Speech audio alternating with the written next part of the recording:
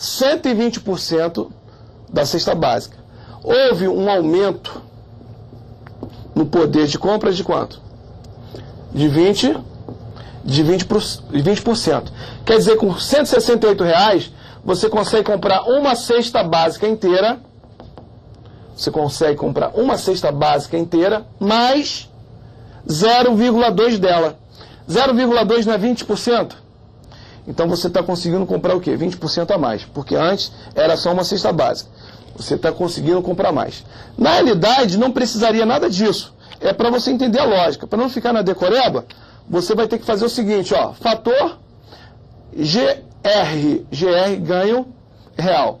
Esse fator do ganho real é você pegar o fator de atualização do ganho nominal, também chamado de aparente, e você vai descontar a inflação. Esse desconto é dividir pelo fator de atualização da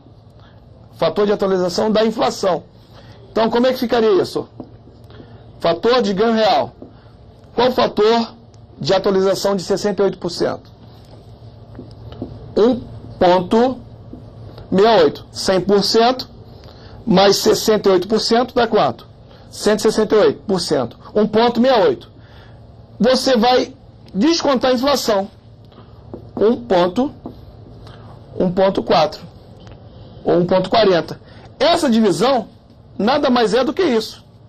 Então fica mais fácil você pensar o seguinte: R$100 você investe, tira o extrato, tem 168. Mas a cesta básica, que era R$100, não custa mais R$100, custa 140, porque a inflação foi de 40%. Com R$168 comparado com 140, você consegue comprar um inteiro da cesta básica, mais 20% dela. Houve um aumento, um ganho real de 20%. Esse resultado também vai ser o quê? 1,2. Ganho real de 20%. Você pode trabalhar dentro dessa lógica, tá? Fazendo o quê? Uma indexação. Essa ideia você pode também levar para quê? Desvalorização da moeda. Lembra sua avó? O que ela fazia com essa nota de R$100? Se você tiver uma nota de R$100 em casa, que eu acho raro isso, é difícil hoje em dia, né? Você ter uma nota de R$100. Pega essa nota e coloca debaixo do colchão. Depois de um tempo, você calcula a inflação do período e verifica se você consegue ainda comprar a mesma coisa. Com certeza não. Se houve uma inflação de 40%, você não vai conseguir comprar o que você comprava com aquela nota. Essa nota foi desvalorizada, o que a gente chama de desvalorização da moeda. Então você vai comparar 100 com aquele 100 mais a inflação. Basta você fazer essa razão que você vai ter a desvalorização. Tudo bem, gente? Isso aqui é um ponto bastante cobrado nos concursos de fiscal. Fique atento. Qualquer dúvida, você tem aqui o meu e-mail, ruas@cursomultiplo.com.br. Você pode mandar qualquer pergunta para a gente e a gente está aí à disposição para ajudá-los. Tá ok, gente? Muito obrigado e até a próxima. Eu converso agora com o professor José Afonso Ferraz, professor de língua portuguesa. Professor, qual é a diferença entre língua portuguesa e professor de português? Ou não tem diferença? Professor de português é mais prático, é mais rápido, mas é professor de língua portuguesa, né?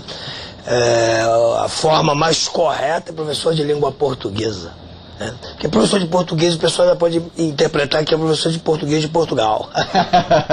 Qual é a sua formação profissional? Eu sou professor de língua portuguesa, literatura e produção de texto desde 1974. Sempre professor? Tô velhinho já, Sempre trabalhando como professor? Trabalhando como professor em todas as instâncias da minha área. Começou como professor de vestibulares? Comecei como professor de escola e logo depois, 5 anos depois, eu comecei já com concurso e comecei com vestibular, 5 anos depois de formado. Mais ou menos 6 milhões de pessoas hoje no Brasil estão fazendo provas para concursos públicos.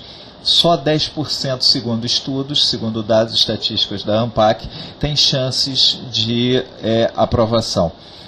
O senhor atribui essa grande deficiência dos alunos basicamente a quê? Haja vista que a língua portuguesa cai em todos os concursos. Em primeiro lugar, a escola no Brasil acabou. Tá? Se a escola acabou, o que acontece? As pessoas estão desassistidas. Como estão passando fome de comida, também estão passando fome de escola. Escolas, metodologia ultrapassada, aluno querendo bater em professor, dono de escola querendo ficar rico enganando pai de aluno. É uma realidade da educação brasileira, a gente não pode escamotear isso.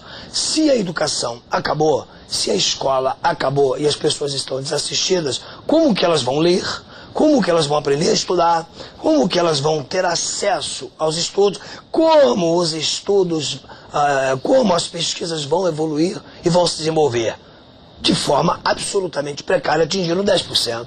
Isso é uma estatística muito verdadeira, muito real. O senhor também foi professor de vestibulares? Fui professor de todas as instâncias que você possa imaginar. Eu dei aula para índio no interior de Goiás. Dei aula para vestibular de literatura, dei aula para vestibular de língua portuguesa, dei aula para vestibular de redação, fui dono de escola, organizei cursos, enfim, eu já militei na minha área de todas as formas. Nunca quis fazer concurso público? Eu fiz concurso público para a Escola Técnica Federal, trabalhei durante algum tempo, mas como eu trabalhava na Escola Técnica Federal e as escolas particulares me ofereciam 3 ou 4 vezes mais para trabalhar nelas, o que eu fiz? Eu peguei e falei, estou perdendo meu tempo aqui, vou ganhar dinheiro.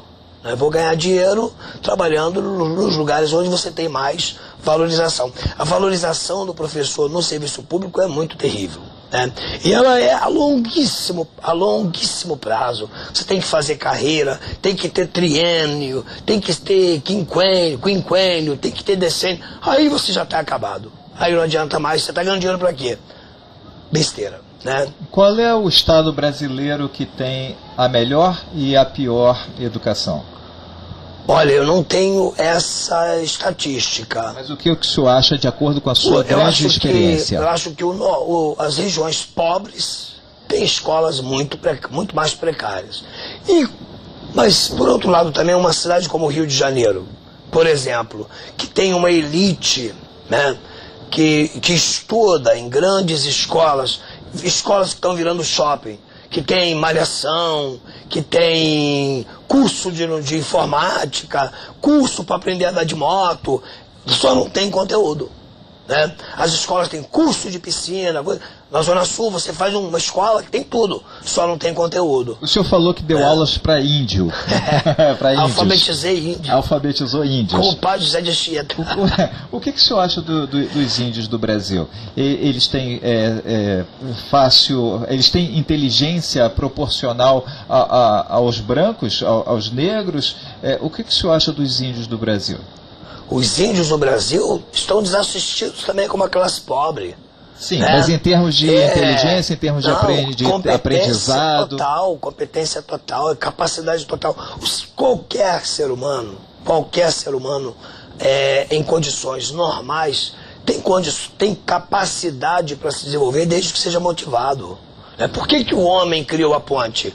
Porque Deus inspirou. Olha, Deus existe, isso é indiscutível, não se discute isso. Agora, ele criou a ponte porque do outro lado tinha comida e ele ia morrer de fome. Agora, a inteligência que Deus deu, ele aproveitou e fez a ponte.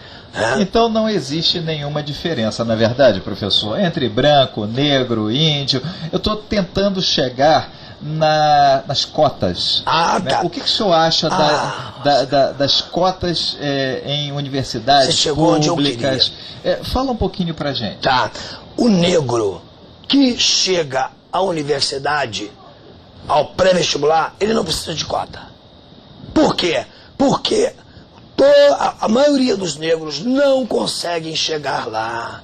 O problema do Brasil não é problema de raça. O problema do Brasil é fome, é miséria, falta de condições para estudar, de dinheiro para sobreviver, para comer. Tem que ir para a rua, tem que ir para os sinais. Se as crianças não tivessem nos sinais e quisessem ir para... Se as crianças quisessem ir para a escola, o Brasil seria um caos, porque não tem escola para todo mundo, tem sala de aula para todo mundo. Então, em termos de capacidade, tanto o negro quanto o índio, quanto o branco, todos têm a mesma capacidade intelectual